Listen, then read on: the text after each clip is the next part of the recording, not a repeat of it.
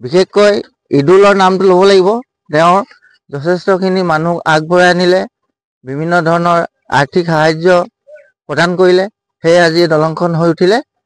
গতিকে ভৈপুৰীয়াৰ মানুহখিনি অহা যোৱাৰ কাৰণে বহু উপকৃত হ'ব। যে তেখেতলোকৰ বিভিন্ন ধৰণৰ শাক পাচলি মানে কঢ়িয়াই অনা বহু কষ্ট হৈছিলে, এতিয়া সেই শাক পাচলিখিনি আমাৰ এই বজাৰতে ঠিকাত। এই দলংখন আজি 3 বছৰ ধৰিয়ে এই দলংখনৰ কাৰণে এই স্থানীয় মানুহখিনিয়ে জীয়াতু ভুগি আছিলে।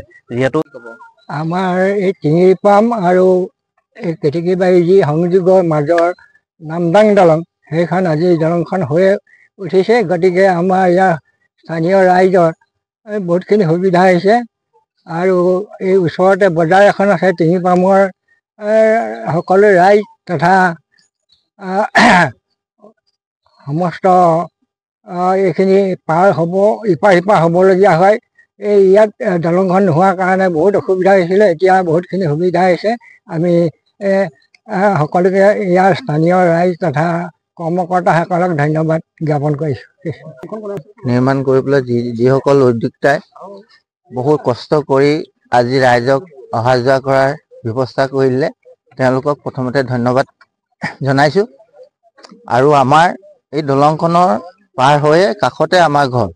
আমি সৰু কালৰ পৰা ইয়াত দেখি আহিছিলোঁ। আগতে মানুহ অহা যোৱা কৰিছিলে হাকু দি, তামোল গছ দি বা বাঁহ দি হাকু বনাইছিলে, সেইদৰে মানুহ অহা যোৱা কৰিছিলে। তাৰপিছতে ৰাইজে নিজৰ প্ৰচেষ্টাত ইয়াত বাঁহৰ দলং নিৰ্মাণ কৰিছিলে, কিন্তু বানপানী অহাৰ বাবে দলংখন প্ৰতি বছৰে ভাঙি যায়। আৰু আজি 2 বছৰ দিনে এই মানুহখিনি অহা যোৱা বহু অসুবিধা হৈছিলে। বিভিন্ন ধৰণৰ ৰাজনৈতিক দলৰ নেতা ইয়াত আহে, পৰিদৰ্শন কৰে আৰু গুচি যায়। যিহেতু এইটো 2টা সমষ্টিৰ ভিতৰত পৰিছিলে, নাজিৰা আৰু শিৱসাগৰ, সেয়ে আজিলৈকে আমি এখন ইয়াত ভাল মানে সুস্থ মানে দলং এখন আমি দেখা নাপালোঁ সৰুৰ পৰা। আৰু আজি 2 বছৰ দিনত এই দলংখন একেবাৰে জৰাজীৰ্ণ অৱস্থাত পৰি আছিলে। আজি আমাৰ নামঘৰীয়া সদস্যসকল আৰু অভয়পুৰীয়া মছজিদৰ যিসকল সদস্য, সেইসকলৰ প্ৰচেষ্টাত, বিশেষকৈ ঈদুলৰ নামটো ল'ব লাগিব, তেওঁৰ যথেষ্টখিনি মানুহ আগবঢ়াই আনিলে, বিভিন্ন ধৰণৰ আৰ্থিক সাহায্য প্ৰদান কৰিলে, সেয়ে আজি দলংখন হৈ উঠিলে। গতিকে এই দলংখন হোৱাৰ পৰা আমাৰ সিপাৰৰ ৰাইজৰো সুবিধা হ'ব। বিভিন্ন মানুহ ইফালে বাগানত কাম কৰিবলৈ যায়, বিভিন্ন খেতি বাতি কৰে, সেইসকলৰো অহা যোৱাৰ কাৰণে সুবিধা হ'ব। চৰকাৰক অনুৰোধ জনাইছোঁ যাতে এনেকুৱাবিলাক জৰাজীৰ্ণ অৱস্থা হৈ থকা ৰাস্তা পদূলি হওক, দলং হওক, তেওঁবিলাকৰ দৃষ্টি আকৰ্ষণ কৰে। সেয়ে মোৰ ফালৰ পৰা চৰকাৰক অনুৰোধ জনাইছোঁ। ধন্যবাদ। কি ক'ম, মই বৰ্তমান আমাৰ কেতেকীবাৰী গাঁও প্ৰধান। কেতেকীবাৰী তথা আমাৰ টিঙিপাম অভয়পুৰীয়া এটা সংযোগস্থল হৈ গ'ল এই দলংখনে। অৰ্থাৎ আমাৰ টিঙিপাম মছজিদ জামাত তথা টিঙিপামৰ নামঘৰৰ সকলো সদস্যই এটা প্ৰচেষ্টা কৰি, এই প্ৰচেষ্টাৰ ফলত এটা বাঁহৰ দলং নিৰ্মাণ কৰিছে। মই তেখেতলোকক অশেষ ধন্যবাদ জ্ঞাপন কৰিছোঁ।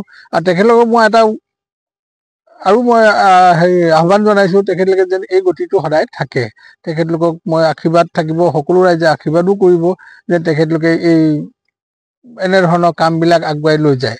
তো কথা হ'ল, আমাৰ এই দলংখনৰ ওপৰত আমাৰ ৰাইজৰ এটা এনেধৰণৰ উপকৃত হৈছে। টিঙিপাম আৰু কেতেকীবাৰী, বৰাখোৱা, মাদুৰী বাগান তথা টিঙিপাম, বৰাখোৱা, অভয়পুৰীয়া, এনেকুৱা মানুহখিনি বজাৰ সমাৰৰ পৰা আদি কৰি বহুখিনি সুবিধা হৈছে।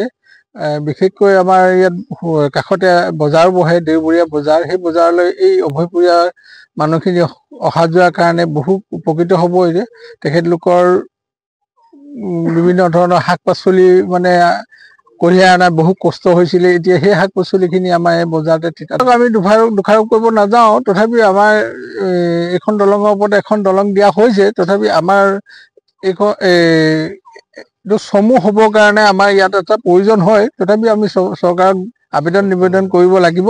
যদি দিয়ে আমাৰ চৰকাৰৰ ফালৰ পৰা আমি ধন্যবাদ জ্ঞাপন কৰিম চৰকাৰক ইমানেই কওঁ।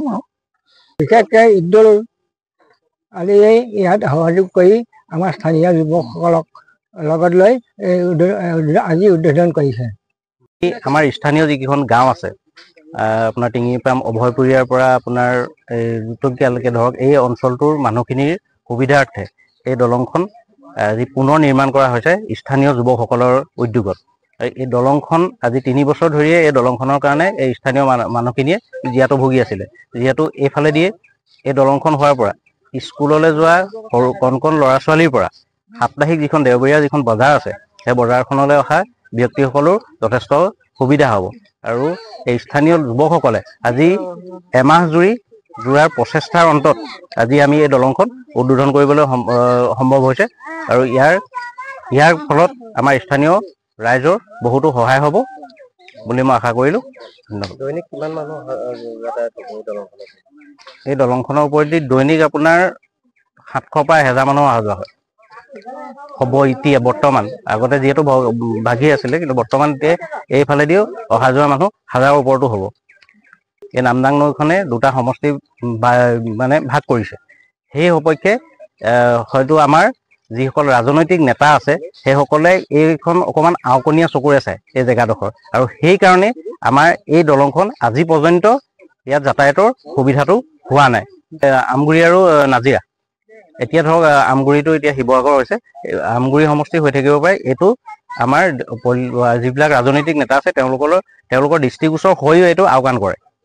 প্ৰয়োজনীয় পথ, এখন বজাৰ আছে, স্কুল আছে, স্কুললৈ অহা যোৱা ল'ৰা ছোৱালীৰ কাৰণে সুবিধা হয়। গতিকে মই এই ৰাজনৈতিক নেতাসকলকো মই অনুৰোধ কৰিম যাতে এই বস্তুটো অকণমান হ'লেও দৃষ্টিগোচৰ কৰে।